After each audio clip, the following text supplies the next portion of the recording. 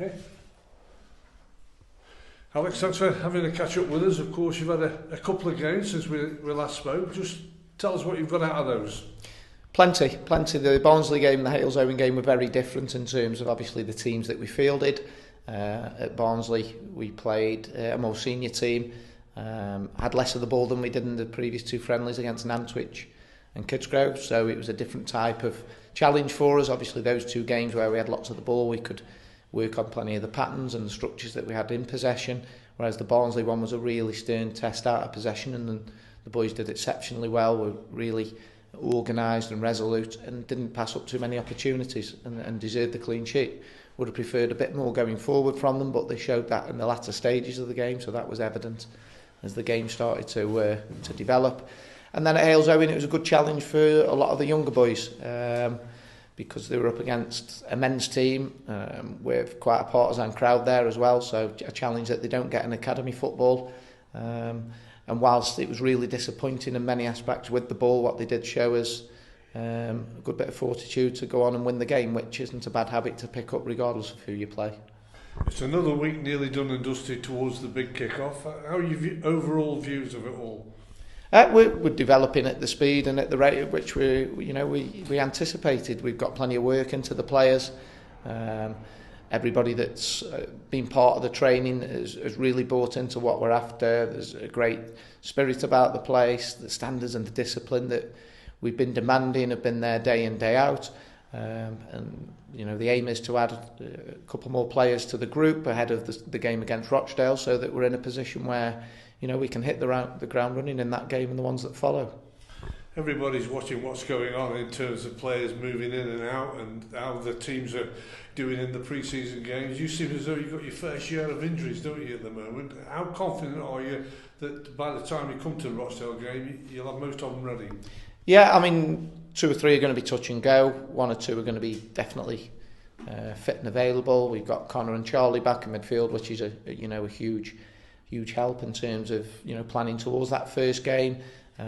We picked up 1 or 2 unfortunate injuries in the games that we played in the pre-season, which obviously you don't account for.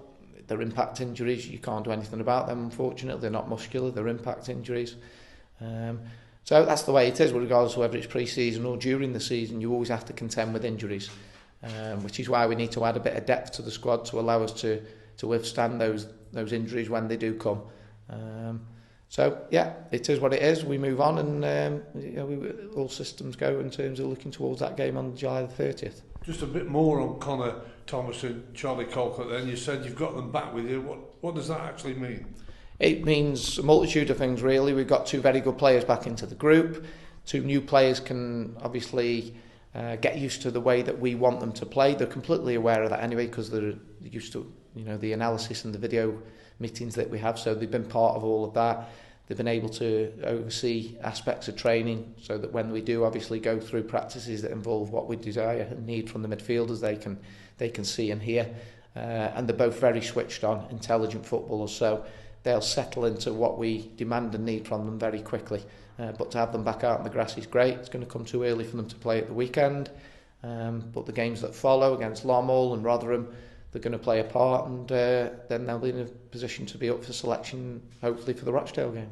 It was a good early start to the recruitment policy. Then you've had some green lights that have continued, and you've had some red lights that have stopped you as well. I suppose that's all part and parcel, is it? I suppose when you get in a red light, because you've been close to a couple of new additions, if they don't come, you've got to move on quickly. You can't just hang around and feel sorry for yourselves. No, not at all. You can't feel sorry for yourself. You've got to be quite resolute and resilient with the recruitment game, because we were fully aware that we could do our first few quite early on without any real sort of complications. We did 5 relatively early, well, the first 4 certainly, and then I added Rob McDonald to that.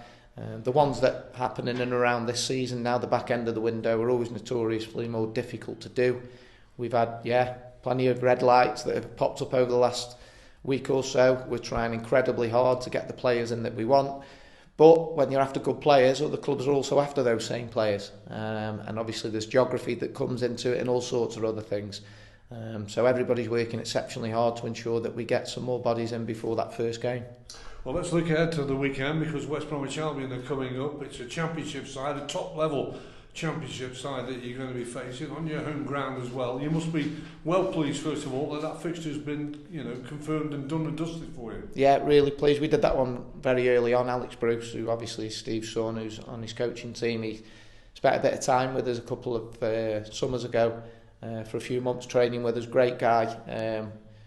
Really does like this club because he always keeps in touch with us in terms of what's going on here, and he likes plenty of the players that obviously we've produced here and has kept in touch with them, I believe. So that one was a really easy one to organise, and it was perfect for us because they're a big club who are going to be strong and powerful, and a better version of the strong and powerful clubs we're going to have to contend with in League Two. So looking forward to it, and it'll be good to not only see the senior players in that game, but some of the younger boys who we're going to give opportunities to in that game to see how they cope with the pressures of coming up against a team of that sort of quality and power and pace.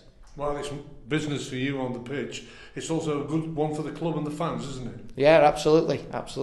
We've traditionally you can only have 1 or 2 fixtures, can't you, on your ground before the season starts. And we've managed to get obviously West Brom, which is a real good one for us, and Rotherham, that's another championship club that will follow the week after.